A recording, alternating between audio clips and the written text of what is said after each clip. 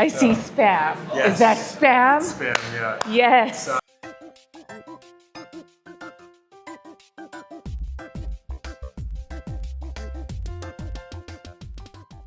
Okay, what is this? So this is our pimento cheese and crackers with hot green tomato relish. So it's got jalapenos, onions, bell peppers, and green tomatoes. We pickle the green tomatoes, make a relish out of the whole thing, and it goes on our cheese. Awesome. Yeah. Thank you. There we go. I want to try that. Let's see if we can do it like that. I got to get some of that jalapeno on there. Mmm. This is so good. We have our deviled eggs and our house smoked chicken wings, and I brought you a sample of our sauces. Okay, okay. Oh my gosh, I'm so excited. Good to see you. Okay, we're gonna try this hot sauce first. Oh my gosh, that is so good, you guys. The smokiness, and the spice. Very spicy, but very good. Okay, we're gonna try this mustard-based one next. I'm gonna try it with the skin, these barbecue wings. Everything is smoked here, by the way. Oh my gosh. It definitely tastes the mustard. Definitely mustard based. Pretty good. Okay. That was the mustard based. This one is the molasses. I'm just gonna dip it. I need to taste the sauce though. Chicken is so good.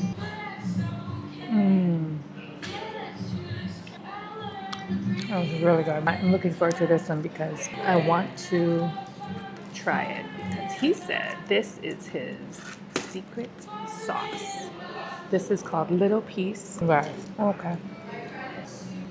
Definitely the winner of the bunch. The Little Piece special sauce. These chicken wings are so good. Yes, how am I supposed to finish this? Okay, guys, this is the deviled eggs. I kind of want to put a little bit of sauce. Okay, I needed to put a little bit of sauce on that. Okay, let's put these sauces on the side. Let's bring this closer. This is really good. I see spam. Yes. Is that spam? Spam, yeah. Yes. So I was watching some of your videos and I realized you and I have a mutual existence in for spam. Oh my goodness. What's wrong with people that don't like spam? I know. It's crazy to me. Oh my God, spam and eggs for breakfast. I know, that looks so good. So I was oh my watching your gosh. videos. The sweet potato, the cucumber, the mac salad. This one here is the Our hot sausage smoked beans. hot sausage smoked beans. So this take us 6 hours to make. Okay. Why does it take 6 hours to make? So every time we make beans, they get pit smoked. So like they're not baked beans. We call them baked beans, but they're not. They're pit smoked beans. So every time that we make them, we fire the pit up, and they get smoked at 225 degrees until they reduce by half. Right next to it is the hot smoked sausage that goes into so it. tell me about this hot smoked sausage. I'm going to try and cut this. Mike and I went down to New Jersey this winter and tasted like a million different kinds of sausages and ended up on this one. I need some of your sauce on Yeah, yeah, absolutely. There we go.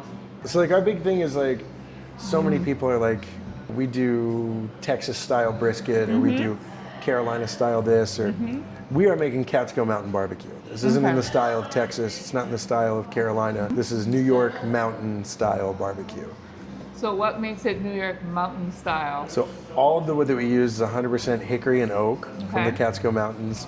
That sausage is an Italian sausage because we have heavily Italian influences up here. So that sausage is hot smoked Italian sausage. It's really good. And then, I like the crispy outside of isn't it. it nice? It gives it that good pop. We grill it over a flame broil, and yeah, I absolutely love it. Okay. And then the brisket is 1855 Black Angus beef. Comes from the Northeast. Okay, this is the brisket. That's the brisket. Okay. Yeah. I'm gonna try a piece of it. The Little Piece sauce and the Catskill Mountain Gold are like the two sauces that people. I like the Catskill Mountain Gold. Like, no, I'm like. So what is this one? That's a pulled pork. I want to try this one with the mustard sauce. So when I was a kid, I was inspired by. Isn't that nice? Yeah. I was inspired by the way that they like dig the pits, and I tried. I'm ashamed at how many times I tried, but I dug holes in my mom's backyard and buried coals in them. Like we would burn like a terrible fire all day with God knows what kind of wood, and I would dig holes and throw coals in it, and then I would wrap a pork butt in wet paper towels or like wet newspaper and throw it in the pit and then bury it. And it never worked how I wanted it to, but we always ate it. It's a wonder nobody got sick. We were young kids.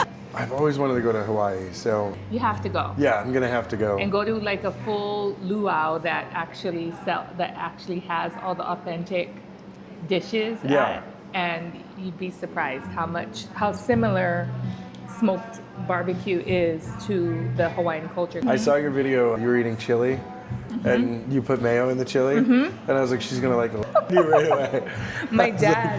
My dad is the one, he was the cook in the house, and he would always make this really good chili and put a huge dollop of mayonnaise every time on top, and then he drizzled chili pepper water. Oh, nice. I'm gonna try this. Yeah, Kid, please, tell me about your please. Spam sandwich.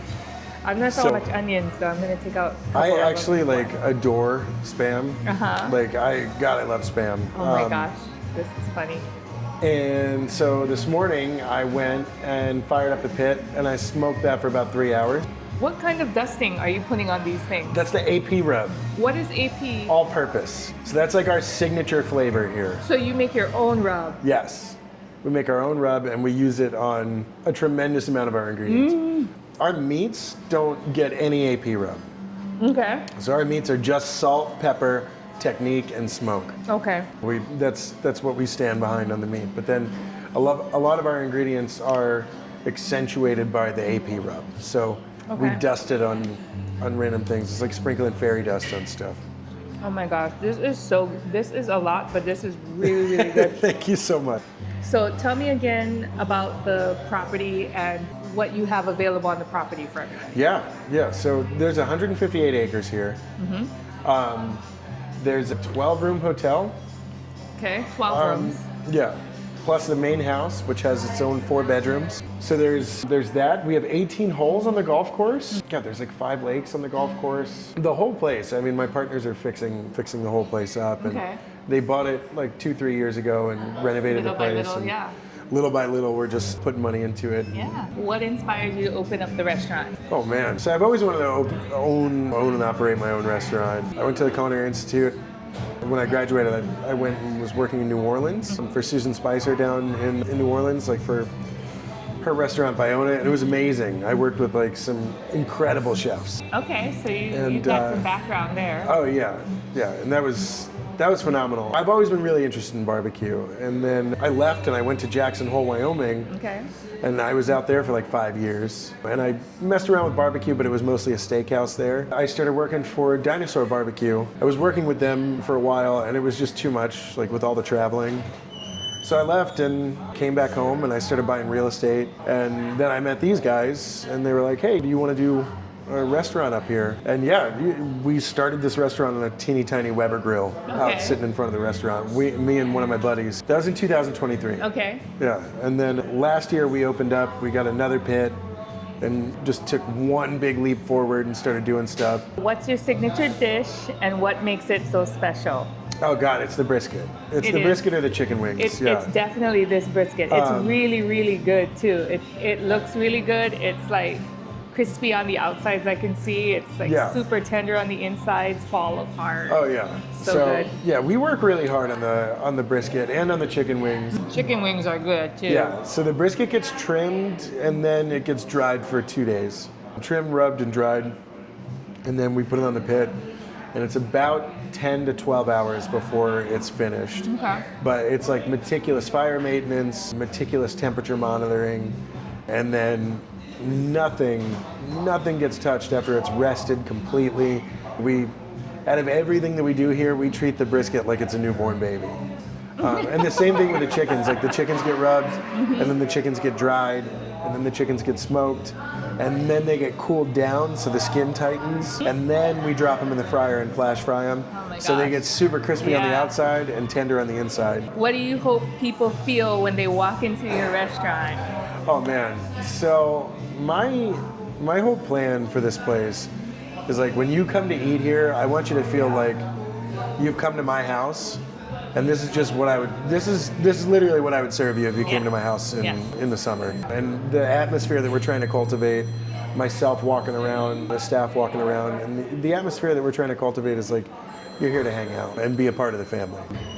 Do you or will you have cultural inspired food or host any cultural events, music nights, or community gatherings here? Well, that's why I brought you here. I'd like to do a Hawaiian night. We're gonna Yeah. do a Hawaiian night. Yeah, I would absolutely love that. So. With the pulled pork and everything. Oh yeah, it would be amazing. I mean, one of the coolest things for me would be to be able to bring some sort of like real inspired cultural food to Greenville. It's real authentic good food. Yeah. So it's really funny. We have a lot of Korean people that come here. The general manager of the restaurant is half Korean. Okay.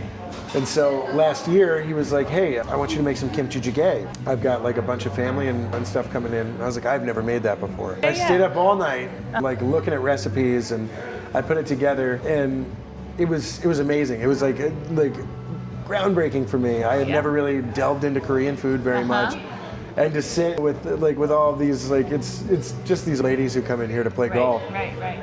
And all of us sat around like eating this food, and then they made us these beautiful like kimchi pancakes, like with pork belly and like just this amazing stuff. And That's all the of best us, food. That's kind of what Hawaii has. it's incredible. And all of it, none of them speak English. I don't speak Korean, obviously, and we're all just like sitting around eating and like laughing together. Yes, that's because that was a language that we all could speak, and it was just amazing. So I would love to do more of that. Food is definitely it's a cultural experience, like all food, right? Oh, yeah. It was a wonderful, wonderful lunch here. I am so excited for this restaurant that opened. Thank you so much. Andrew and Mike here at Little Piece of Barbecue in Greenville, New York. At the Island Green Golf Club. At the Island Green Golf Club. You guys have to come and check it out and get yourself a plate lunch. He'll know what you mean when you say that, okay? Aloha. Thanks, guys. Shaka. There you go. I love it.